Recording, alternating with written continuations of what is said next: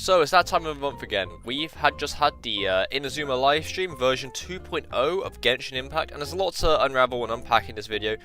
And what we're going to start off with is the banners, because normally the banners are the things that I love the most in Genshin, as sad as it is to say, but yeah, we're going to talk about the two banners in the update. So, from looking at the image, the first banner that will be coming out is Kamisato Ayaka.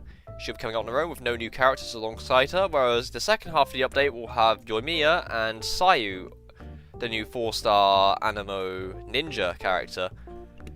Now, we don't know for certain what roles these characters will be, played in right now, so it's going to be a bit hard for me to, to tell you straight up, but I can infer based off of what we can see on the live stream here. So yeah, if you guys enjoyed today's video and you want to support me, you can always feel free to sub. Only 4.6% of the people watching videos are subscribed, and if you're new returning to the channel, we do Genshin Impact guides, news, gameplay streams. We do a lot of things over here, and if you want to support me and help me do YouTube full time, you can always feel free to drop me a sub. But yeah, I digress. Let's get into it. So let's start off with Kamisato Ayaka, a character that many people have been waiting for since the beta for Genshin Impact. She was in the first beta. They even considered throwing her in when the game came out. Apparently, said somebody in my chat once, but the main focus on her is dealing cryo damage, from what I can tell. So when I looked at the trailer here, it shows that she was doing cryo normal attacks, like cryo infused ones. Now that's interesting. That might have shown like we should build cryo damage on her instead of physical damage this time. But I'm guessing you could probably get away with a physical build for her, probably, because you can probably proc superconduct with another electro character. Or you could just go full up cryo, do some melt reactions, have a lot of fun.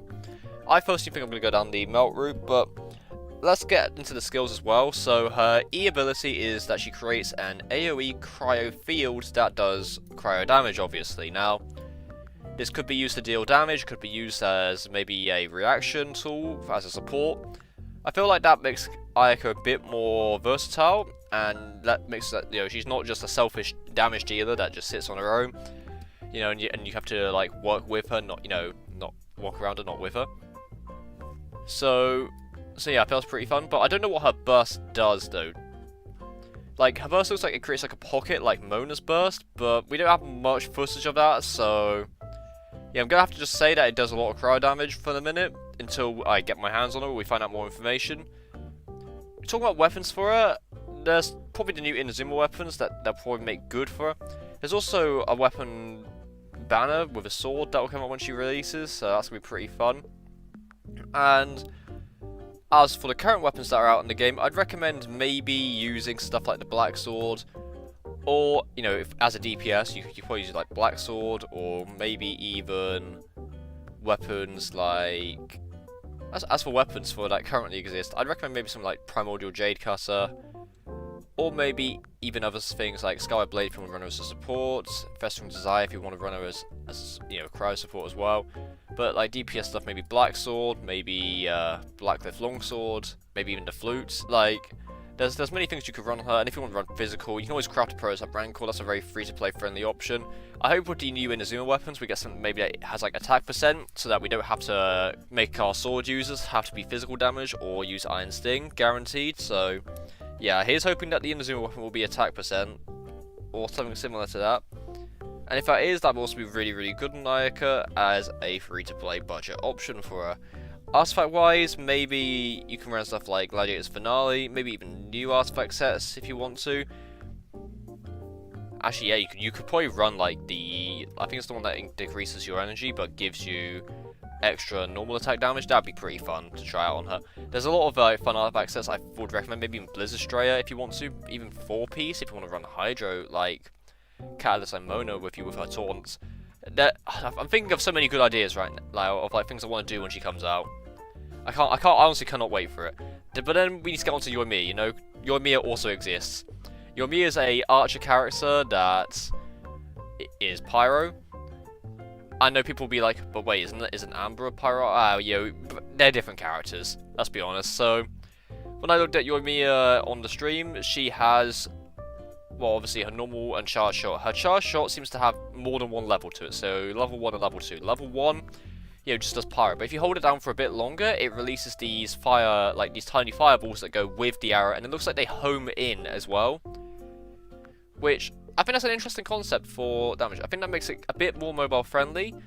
So if you're playing on mobile and you know you're really bad at aiming, I feel like that might actually help you out a bit. Her E ability looks like it will just increase your damage overall, and I think from when I'm looking at this, it converts your like arrows into pyro, like your normal attack ones. Yeah, it converts your normal attack like spam arrows into pyros, so there'll be a massive focus on doing pyro damage here. And her burst looks like it is cooling down rockets from the sky that deal AoE pyro damage, a bit like the other archer bursts we've had, looking at you, Amber, Ganyu, you know, but I think that's actually pretty fun. Also looks like it leaves a mark on the enemy as well, where if you normal attack them, it does small explosions. I don't know if that effect is only applied to Yoimiya or other party members can apply that, but for now I'm just going to say that Yoimiya, kinda only apply it on her own until we find out more information about that. I feel like it's a fun damage dealing skill. It looks like Yoimiya's main focus is dealing a lot of damage, or you can use it to do pyro application if you really wanted to. But personally, that's a bit clunky for my taste, and I'd say that Yoimiya is a bit more of a pyro archer damage dealer, which, hey, I'd love to run that with my Ganyu. That'd be really fun if I could use my Ganyu as a support, run Yoimiya as a damage dealer. That'd be so interesting to do.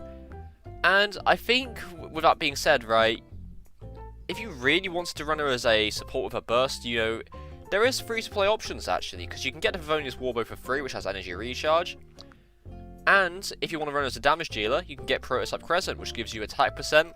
Now, I know it's not exactly the greatest weapon, Prototype Crescent, since not very many enemies have weak points, but there's also, remember, the crafted Inazuma weapons coming.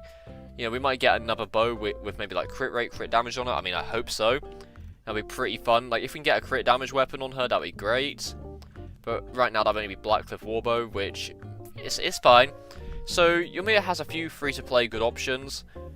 Not as many as Ayaka, I don't think, but you know, the 5-star weapon choices are amazing for her. Skyward Harp, Amos Bow would work wonders. Well, to me at least.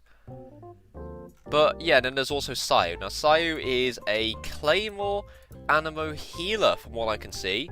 So her main thing is, you know, just rolling around with her E, which looks like a lot of fun. And her burst creates like a Anemo pulse that heals you. Like, it creates a circle, but I don't think that circle stays around for long because it looks like it disappears on the screen. And then also this little leaf blob thing is shooting at it. I don't know what I'm looking at here. It looks funny though, so I like it. But yeah, that's about all the characters, because I don't know what weapons will be good on Sayu just yet, because I don't know what she scales off of, because we've had healers to scale off of HP, healers to scale off of attack. I don't know what Sayu goes off of right now, so I can't tell you what the best weapons are for her. But my theory, well, I can't tell you what, I'm gonna give you my theory at least, because that's what they call me, right? Theory crafters. But anyways, I digress. Hope you all enjoyed today's video. Please tell me down below, what characters are you pulling for? Because I'm really interested in knowing. You know, personally, I would say Yoimiya banner's worth the most, because knowing typical Mihoyo fashion, they're probably going to put random free-to-play 4-stars on the Ayaka banner, and then put all the really good ones on the Sayu and Yoimiya banner. But I know, that's just what I think is going to happen. But let me know down below, what do you guys think about these banners? Anyways, I hope you're having a great day, wherever you are. Take care, and I'll see you guys in another video really, really soon. Have a lovely day wherever you are, everyone.